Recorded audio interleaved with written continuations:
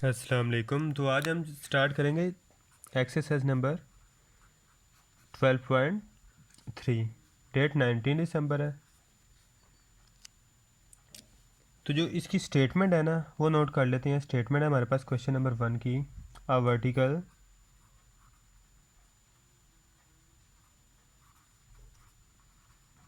Pole,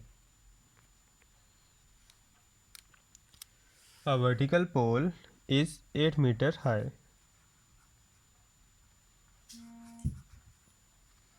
and the length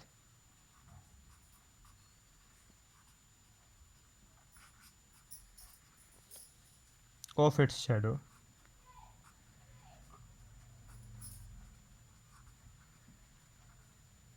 is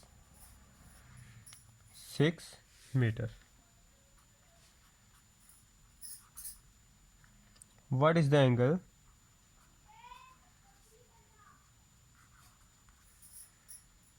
of elevation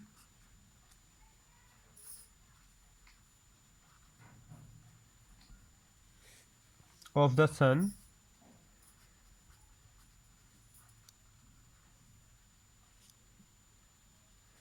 at that moment?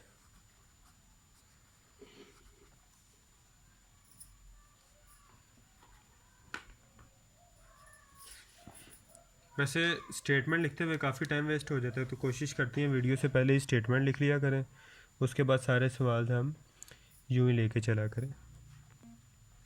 तो हम इसकी statement लिख रहे थे। स्टेटमेंट लगभग सारे सवालों की लिखी जा चुकी हैं, थोड़ी अपनी आसानी के लिए। बाकी ये है कि वो कह रहा है एक वर्टिकल पोल है, एक हमारे पास क्या है, एक पोल है वर्टिकल, उसकी हाइट कितनी है 8 मीटर। 8 मीटर वो ऊंचा है। उसका जो शेडो बन रहा है ना वो कितना ज़मीन पे है, पोल से 6 मीटर तक। शेडो हमेशा बनता है तिरछी चीज़ का। अगर सूरज बिल्कुल ऊपर होगा ना तो शेडो नहीं बनेगा। सूरज कुछ है हमारा इस जगह पे, सूरज यहाँ पे है, शेडो बना, ये लो जी, ये शेडो बन गया। थोड़ा सा ज़्यादा ही लंबा शेडो हो गया। थोड़ा सा आप कोशिश रखना कि इससे कम लंबा बने, क्योंकि ये 6 मीटर था, थोड़ा सा हमसे ज़्यादा हो गया, लेकिन कोई इशू नहीं, आप बनाते हुए थोड़ा सा कवर कर लीजिए। अब लाजमी बात है ये हमारे पास कोई ना कोई एंगल होगा शेडो की हाइट से लेके पोल की हाइट तक का। शेडो की जो लेंथ है इससे लेके पोल की हाइट तक का, जो कि एक ट्रायंगल हमारे पास बन जाती है। वो कह रहा है ये एंगल ऑफ एलिवेशन क्या है सन के दरमियान और इसके दरमियान, हाइट के दरमियान। अब हमारे पास ये कौन सी साइड है 1, ये कौन सी साइड है 2, ये कौन सी साइड है 3। साइन कोस टेन की वो लिख लेते हैं। कोस हमारे पास होता है 1/3, साइन होता है 2/3 और टेन होता है हमारे पास 2/1। 1 और 2 हमें पता है, हमें क्या फाइंड करना है, 3 फाइंड करना है। अब दो तरीक़ों से हम ये फाइंड कर सकते हैं। बेसिकली हमें 3 भी नहीं फाइंड करना, हमें एंगल ऑफ एलिवेशन फाइंड करना है। हम वो वाली वैल्यू लेंगे जिसमें हमारे पास ये दोनों वैल्यू आ जाएं, ताकि हम एंगल फाइंड करें। एंगल के लिए हमें दोनों साइड्स पता होनी चाहिए। 1 और 2 हमें किस में पता है, टेन में पता है। तो लो जी, tan alpha is equal to 2/1। तो 2 हमारे पास क्या है, इधर इस दफ़ा में लिख देते हैं परपेंडिकुलर और बेस। थोड़ा सा हमारे पास सवाल लेंथी हो जाएगा, नहीं तो हमारे पास तो बिल्कुल सवाल है ही कुछ नहीं। परपेंडिकुलर की वैल्यू 8, बेस की वैल्यू 6, टेन अल्फ़ा। अल्फ़ा इधर ही रहा, टेन इधर आके क्या हो गया, टेन इनवर्स। इसको जब सोल्व करेंगे हमारे पास आंसर आएगा 1.3333333333। ये रिकरिंग डेसिमल है, इसलिए ये रिपीट होता जा रहा है, हमने कहीं ना कहीं तो इसे रोकने। तो जब इसका आंसर निकालेंगे डिग्री में, क्योंकि एंगल हमें डिग्री में ही बताना होता है, तो मिनट्स में अगर आंसर आ गया तो भी, अगर आपका सेकंड में भी आ रहा है तो भी आप कोशिश करो मिनट तक ख़त्म कर दो। सेकंड लिख भी देते हो तो कोई इशू वाली बात नहीं है। तो ये हमारे पास हमारा एंगल ऑफ एलिवेशन आ चुका है। चलते हैं नेक्स्ट क्वेश्चन पे। इस दफ़ा हमने स्टेटमेंट्स पहले से ही लिख कर रखी हैं ताकि हमारा वीडियो का टाइम कम से कम रहे। कह रहा है at the top of a cliff, एक जो पहाड़ी है उसके टॉप की हाइट कितनी है ज़मीन से, 88 मीटर। क्या कह रहा है वो कि एक पहाड़ है उसकी हाइट है हमारे पास 80 मीटर।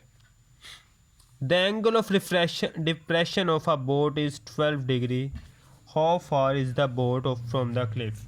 एंगल ऑफ डिप्रेशन क्या होता है? जब किसी भी हाइट से कोई हाइपोटेन्यूस नीचे आ रहा हो ना, कोई भी हाइपोटेन्यूस नीचे आ रहा हो, तो उस हाइपोटेन्यूस और ये जो कि अनदेखी हॉरिजॉन्टल लाइन होती है, ये इसके स्ट्रेट में हॉरिजॉन्टल लाइन है ना, दो हॉरिजॉन्टल लाइन होंगी, एक इसकी और एक इसकी। बस ये है कि ये ट्रायंगल बनी हुई है हमारे पास, तो इसकी हॉरिजॉन्टल लाइन हमारे पास प्रोमानेंट है, ये हमने डैश की फॉर्म में लगा दी।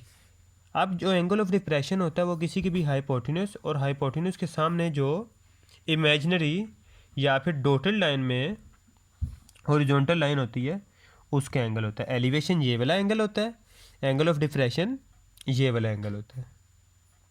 Angle of elevation, angle of depression. अब वो कह रहे हैं जिसके एंगल ऑफ डिप्रेशन है ना वो क्या है? 12 डिग्री। एंगल ऑफ डिप्रेशन क्या था हमारे पास? 12 डिग्री। तो हमारी जो बोट है, जो हाइपोटेन्यूस नीचे बन रहा है, इस 12 डिग्री के हिसाब से उसका फासला कितना है ये हम फ़र्ज़ कर लेंगे। अनडिफाइंड है तो एक्स कह लेंगे, वाई कह लेंगे, जेड कुछ भी कह लो। अब ये और ये ना एक ही होता है, सिर्फ आपको कंफ्यूज करने के लिए बताया गया है। जितना ट्रायंगल इधर बना रही है ना, उतना ही ये सामने वाला समझें ये सेम है। जैसे पैरेललोग्राम और दूसरी स्क्वायर, रेक्टेंगल वगैरह की आपने देखा होगा, चारों साइड्स के कोनों पे वो क्या होते हैं? एंगल हमारे पास सेम होते हैं। इसका भी क्या है? एंगल ऑफ एलिवेशन और डिप्रेशन अप्रोक्सीमेटली सेम होते हैं ज़्यादातर चीज़ों में। अप्रोक्सीमेटली क्या, सेम ही होते हैं ज़्यादातर चीज़ों में। अब ये हमारे पास एक किस्म का एलिवेशन भी 12 डिग्री है, लेकिन हम इसके हिसाब से भी काउंट कर लें तो भी कोई इशू नहीं। ये हमारे पास क्या थी? पहली वैल्यू, दूसरी और तीसरी। अब हमारे पास कौन सी चीज़ है जिसमें हमारे पास ये वाली वैल्यू है, ये भी आए और साथ अल्फ़ा भी आ जाए? 2 1 10 में आता है हमारे पास। 10 अल्फ़ा इज इक्वल टू 2/1। 2 हमारे पास क्या है? परपेंडिकुलर। और 1 क्या है हमारे पास? बेस। परपेंडिकुलर क्या है? 80। बेस हमारे पास क्या है? एक्स। यहाँ पे आ गया हमारे पास 10 12 डिग्री। 80 10 12 हमारे पास इधर आके डिवाइड हो गया, एक्स इधर साथ रह गया।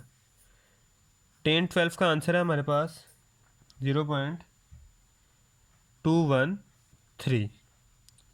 तो एक्स का हमारे पास आंसर आ गया 376.37 मीटर।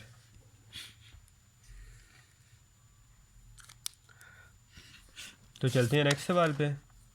इसमें भी कोई इतनी इशू वाली बात नहीं थी, वही ट्रायंगल जो पिछले सवालों से हम चलते लेके आते जा रहे हैं, सिर्फ उसी को हमने अब थोड़ी बेहतर शक्ल देते जा रहे हैं। बाकी कोई इसमें कोई ख़ास फ़र्क नहीं है।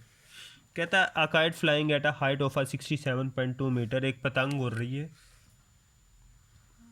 कितनी ऊंचाई पे उड़ रही है? 67.2 मीटर की हाइट पे उड़ रही है। इस attach to a fully stretch string inclined and the angle of 55 degree. कहता है वो एक मजबूत इंक्लाइंड तिरछी डोर के साथ, तिरछी रस्सी के साथ, तिरछी कुछ भी ले लें, डोरी के साथ हमारी अटैच है, स्ट्रिंग के साथ, रस्सी के साथ अटैच है, जिसका एंगल हमारे पास कितना बन रहा है? 55 degree. Find the length of the string. हमें स्ट्रिंग की क्या फाइंड करनी है? लेंथ। अब स्ट्रिंग तिरछी जा रही है, स्ट्रिंग क्या थी? तिरछी जा रही थी, तो स्ट्रिंग की लेंथ ये वाली लेनी है। ये शेडो वगैरह के लिए या दूसरी चीज़ों के लिए यूज़ होगा। यहाँ पे हमारे पास ये चीज़ वो मांग रहे हैं। अब हमारे पास ये फर्स्ट वैल्यू होती है, ये सेकंड और ये थर्ड। कोस था 1/3, साइन था 2/3, टेन था 2/1। बाकी नेक्स्ट जिसने पहले वाली वीडियोस नहीं देखी इस एक्सरसाइज की या इस चैप्टर की, वो पहले वाली वीडियोस देखे, उसके बाद ये कवर करे तो ज़्यादा बेहतर समझ आएगी। और जिसने ट्रिग्नोमेट्री स्टार्ट ही यहाँ से कर रहा है तो वो बराए मेहरबानी पहले स्टार्टिंग की वीडियोस देख ले। अगर उसको समझ आ रहा है तो वो ज़रूर समझे, लेकिन पहले वाली वीडियोस देखेगा तो उसे ज़्यादा बेहतर तौर पे समझ आएगा। ये तो हमें पता ही है 90 का ही होता है। अब हमारे पास कौन सी ये दो वैल्यू किस में आ रही हैं? 2 और 3 साइन में आ रही है, तो ले लेते हैं sine alpha is equal to 2/3। 2 क्या है हमारे पास परपेंडिकुलर, और 3 क्या है हाइप। परपेंडिकुलर की वैल्यू क्या है हमारे पास 67.2, हाइप हमारे पास क्या है एल के बराबर साइन 55 डिग्री। साइन 55 डिग्री यहाँ पे आके डिवाइड हो गया, जबकि एल हमारे पास दूसरी साइड पे, ये क्रॉस मल्टीप्लिकेशन हमने कर ली। 67.2 जब साइन 55 की वैल्यू लेंगे वो आएगी 0.82, जब इसको डिवाइड करेंगे तो हमारे पास आंसर आ जाएगा 82 मीटर। ये हमारा रिक्वायर्ड आंसर है। तो ये हमारे पास लेंथ आ गई, कौन सी लेंथ, जो स्ट्रिंग की लेंथ थी, पतंग जो ज़मीन से लेके 67.2 मीटर की हाइट तक इस एंगल पे बना रही थी। अब हम आ जाते हैं अगले सवाल पे। अगला सवाल हमारे पास है क्वेश्चन नंबर 6, पहले से ही लिखा हुआ है, काम आसानी, वीडियो भी छोटी। When the angle between the ground shadow 40 metre long, find the height of the top of the flag. कहता है when the angle between the ground and the sun is 30 metre, यहाँ पे हमारे पास थोड़ा सा मिस हो गया, and the sun is 30 degree. वो कह रहा है जो ज़मीन और सूरज के दरमियान एंगल कितना है 30 डिग्री। ठीक है यहाँ तक। उसके बाद वो कह रहा है flag pole cast a shadow of 40 metre long. यहाँ पे अब हमारे पास था एक पोल जो कि सूरज की रोशनी में 40 मीटर का शेडो बना रहा है। सूरज ने जब अपनी सूरज की रोशनी पड़ रही है, इससे 40 मीटर तक शेडो बन रहा है। हाइट फाइंड करनी है आपने, ये जो हाइट है ना, ये फाइंड करनी है कितनी है। ये हमारे पास फर्स्ट वैल्यू होती है, ये सेकंड और ये थर्ड। वो कौन सी वैल्यू है जिसमें 2 और 1 दोनों आए, तो वो होती है हमारे पास 10। 10 अल्फ़ा इज इक्वल टू 2/1। 2 हमारे पास क्या है परपेंडिकुलर ओवर बेस, तो 10 हमारे पास किसके इक्वल आ जाएगा, परपेंडिकुलर की वैल्यू है h और बेस की वैल्यू है 40। अब 40 इधर डिवाइड हो रहा है, उधर जाके क्या हो जाएगा मल्टीप्लाई, और 10 अल्फ़ा की वैल्यू भी पुट कर देते हैं, बल्कि यहाँ पे ही हमें पुट कर लेनी चाहिए थी। लो जी 30 डिग्री। अब सिंपल हमें इसे सॉल्व करना है। 40 10 30 डिग्री की वैल्यू लगाते हैं, स्क्वायर रूट 3 होती है, मेरे ख्याल से 1 और स्क्वायर रूट 3 थी, 1 ओवर स्क्वायर रूट 3 थी, जिसे सॉल्व करने पे आंसर आता है 0.57। तो जब 40 को इससे मल्टीप्लाई करेंगे आंसर आएगा 23.1 मीटर। ये हमारा हाइट आ गई कितनी, ये इस पे सूरज इतना एंगल बना रहा है 40 मीटर का शेडो बना रहा है 30 डिग्री के एंगल पे। आ जाते हैं नेक्स्ट क्वेश्चन पे, और हमारी एक्सरसाइज का आई थिंक लास्ट क्वेश्चन है। वो कह रहा है P and Q are 2 points in a line if the distance between P and Q be 30 metre. कह रहा है P और Q हमारे पास, ये रहा P और ये रहा Q, ये दो पॉइंट्स हैं जिनके दरमियान का डिस्टेंस कितना है 30 metre, and the angles of elevation of the top of the angle P and Q be 12 and 15 degree respectively, find the height of tree. कह रहा है अब क्या है हमारे पास, ये कुछ फासले पे ना एक दरख्त है, इस दरख्त से P कितना एंगल बना रहा है 12 डिग्री, और Q कितना एंगल बना रहा है 15 डिग्री। बताओ कि ट्री की हाइट जो h है वो हमारे पास क्या है। ये PQ था, इसे R कह लेंगे, इसे S कह लो।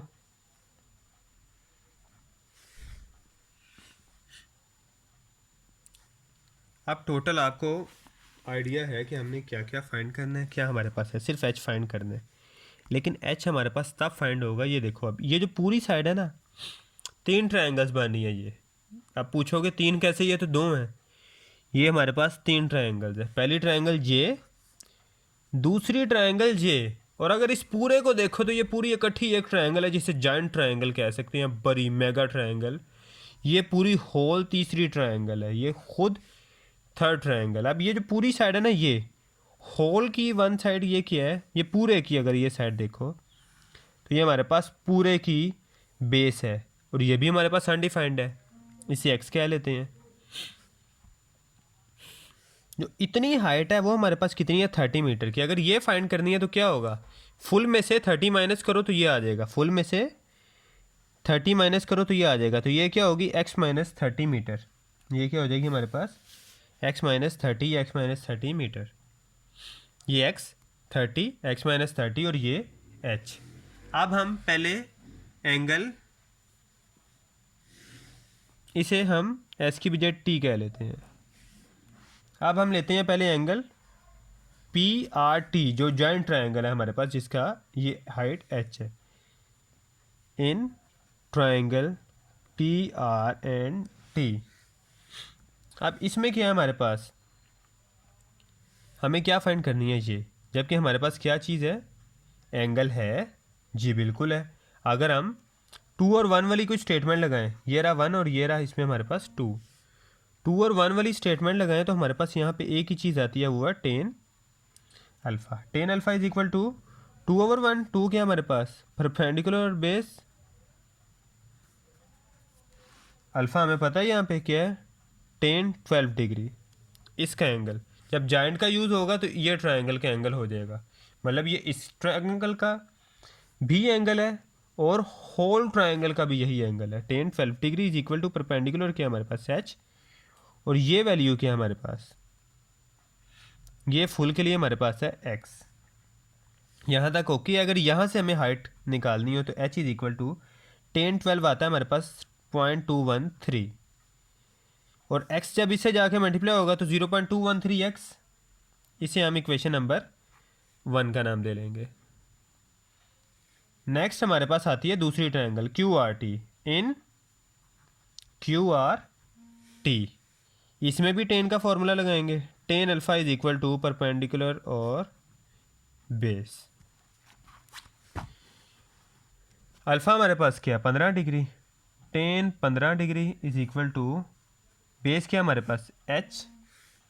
उस ट्रायंगल की भी अगर आप देखो, इस ट्रायंगल की भी जो हाइट है वो हमारे पास एच ही है, तो यहाँ पे भी एच। और बेस क्या थी इसकी, बताया था कि एक्स माइनस 30, एक्स माइनस 30 है। 1050 की वैल्यू है 0.268 multiply by X minus 30 is equal to H. यहाँ तक ओके है। इसे हम इक्वेशन 2 का नाम दे लेते हैं। जिसको रोमन लिखने का ज़्यादा पसंद है वो ये लिख ले, जिसको नॉर्मल गिनती पसंद है ये लिख ले। अब हमने ना इक्वेशन 1 में जो एच की वैल्यू निकाली थी उसे इक्वेशन 2 में पुट कर देना है। Put equation 1 in equation 2। तो पुट करते हैं, एच की बजाय हमारे पास क्या आ जाएगा, जो हमने पहले वैल्यू निकाली थी 0.213x, 0.213x is equal to, दूसरी तरफ हमारे पास क्या है, एक्स माइनस 30 और 0.268। यहाँ तक ओके है। किसी को यहाँ तक कोई भी इशू वाली किसी किस्म की कोई बात नहीं। एक्स दोनों से मल्टीप्लाई हो रहा है, x multiply by 268, 0.268x minus 30 multiply by 0.268। अब ये 0.268 यहाँ पे प्लस का, दूसरी तरफ जाके क्या हो जाएगा, माइनस का। तो ये जाके वहाँ पे क्या हो गया, माइनस का। या इसको उधर ले जाते हैं, ये हमारे पास प्लस का हो जाएगा, और उसको इधर ले जाते हैं वो माइनस का हो जाएगा। 30 मल्टीप्लाई बाय 0.268, इसका आंसर आ गया हमारे पास माइनस 0.804।